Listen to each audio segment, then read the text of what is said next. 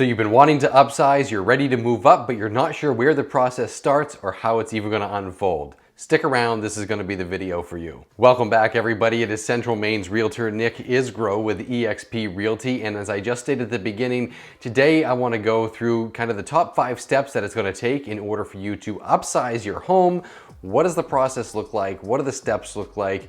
It sounds a little complicated, and sometimes it can be depending on the situation you're in, and we'll get into that today. Now, before I get into that, I want to welcome you here to the channel. If you've never been here before, we cover all things real estate here in the state of Maine, but particularly right here in the Central Maine market. If that's of interest to you or adds value to your process in the buying and selling of homes, do me a favor, go ahead and like this video, hit subscribe to the channel, knock that little alarm bell. You'll be notified every time we put out new content. All right, so we're gonna jump right in at the beginning here. So you've been wanting to upsize. The house is starting to feel a little cramped. I know you moved in a while back. It was perfect. It was just 2 of you. It was a little love nest, and now, you know, maybe you've got a dog, maybe you've already had 1 or 2 kids, or maybe there's some children on the way. It's just starting to feel cramped. Maybe you just bought a lot of stuff. That happens, you know, after the first 5 years, stuff starts to accumulate, and you're ready to have more space for one reason or another.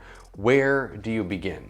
Well, the first step is to actually contact a real estate professional, get a real estate agent into your house to give you an estimate of what the value is. Now, of course, that sounds really self-interested. Of course, he's gonna tell us, you know, we need a real estate agent. Well, here's why. This isn't about signing a contract. This is not a stage where you're committing to anything. You just wanna really get a good conservative value of your home. And I say conservative for this. I mean, yes, you know, have somebody come in, look at the home, run the comps, and as I always say, make sure they can walk you through it so you understand why they believe the value is what it is.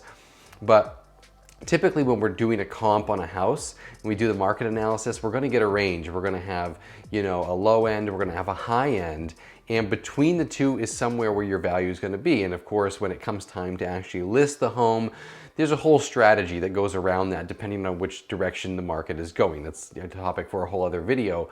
But the reason you want the range is because when we get to step 2, it'll make a little more sense. You want to know what you can afford as you're going to the next house. And you don't want to just automatically assume you're going to get the top end of the value depending on the specific conditions in your specific market. And when I say your market, I mean like your neighborhood, houses that are just like yours right in the area. So that's going to make a difference.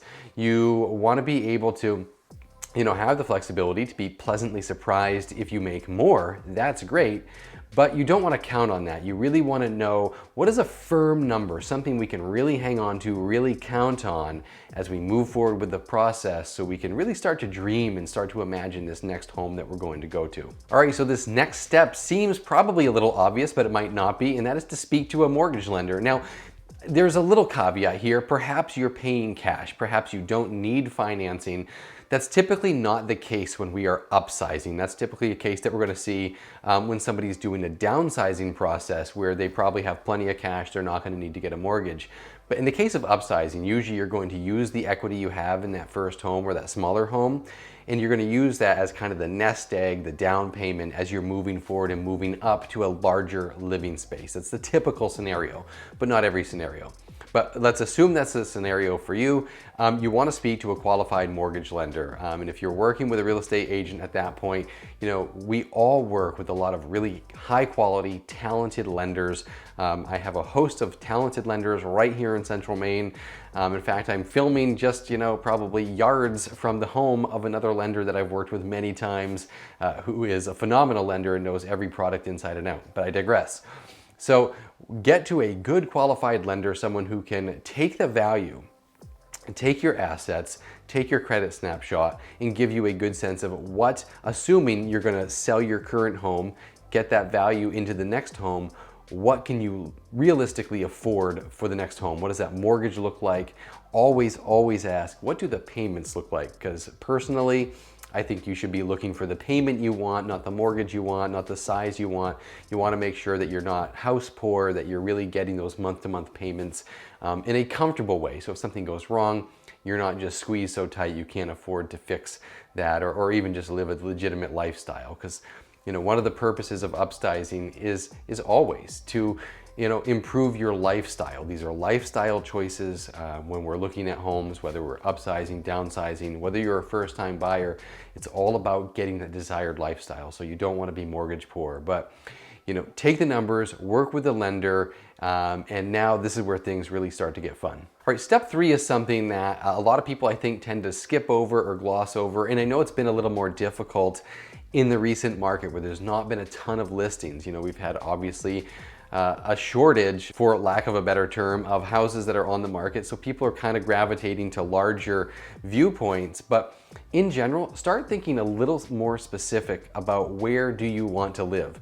Questions you want to be asking yourself, what kind of a neighborhood do I want to live in? What specific maybe neighborhoods do you want to live in?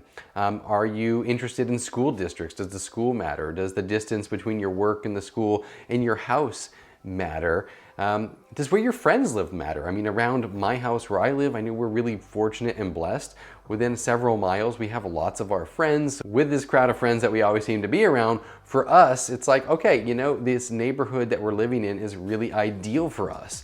And having lived that, having upsized and moved several times and finding that location that really works for me and my family, one of the best recommendations I can have is, yes, you're gonna have a general sense. Here's the towns we wanna live in.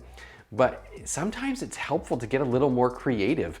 And because if you can get that, and you can get kind of niche down into the different neighborhoods in the town and work with a real estate agent that's there, that maybe they can tell you a little bit more about the different neighborhoods, then you can start to drill down and find out if it's reasonable for you. So things you want to do after you pick the neighborhood or the various regions or the school districts, whatever the case may be, is have your real estate agent start sending you some comps. Have him or her send you a list of, here's what's recently sold in the area. Here was the price per square foot for these style of homes in this specific neighborhood.